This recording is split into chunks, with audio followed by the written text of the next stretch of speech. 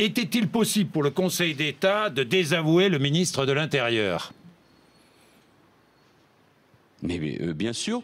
Pourquoi vous posez cette question, Jean-Jacques Bourdin? Le Conseil d'État statue de manière totalement indépendante, comme d'ailleurs le tribunal administratif. Mais c'est la plus haute juridiction administrative de notre pays. Et moi, évidemment, j'ai attendu cette décision. Et je savais de toute façon que je me devais de respecter les décisions de justice.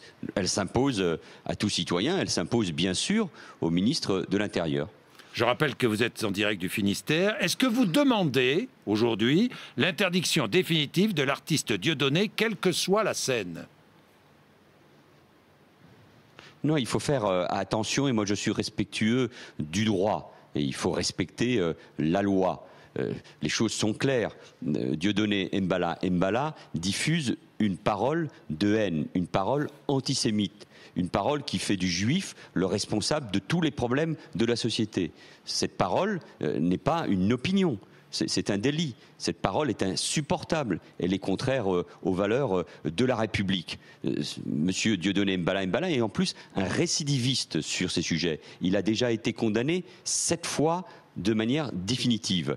Et donc, les maires ou les préfets sont aujourd'hui en capacité de saisir la justice administrative pour qu'elle puisse prononcer, le cas échéant, des interdictions de spectacle. Et dans chaque ville où il y a ce type de spectacle, j'imagine que de nombreux maires vont saisir la justice. Il ne peut pas y avoir une interdiction générale. Et nous respectons, nous, la justice et le droit. Il faut agir dans ce domaine-là avec beaucoup de sérénité et en même temps beaucoup de fermeté et de détermination.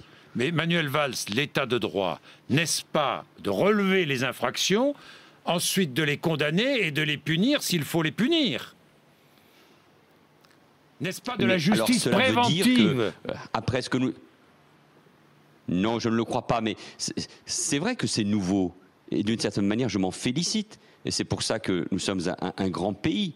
À partir du moment où il y a eu ces mots abjects concernant Frédéric Aziza ou Patrick Cohen, ou au Théâtre de la Main d'Or, encore il y a quelques jours, ces mots ont été répétés, et qu'un spectacle, une tournée, des meetings politiques à caractère abject commençait avec, je crois, 22 ou 23 rendez-vous, avec des milliers de personnes qui avaient réservé leurs billets, et ces citoyens doivent savoir qui est Dieudonné Mbala, doivent savoir que cette parole est antisémite et que c'est un délit, doivent savoir que le geste de la quenelle est un geste antisémite. Donc à partir de ce moment-là, il fallait agir et dire stop. Nous ne pouvons pas nous accepter dans ce pays que cette parole antisémite, cette parole raciste se diffuse.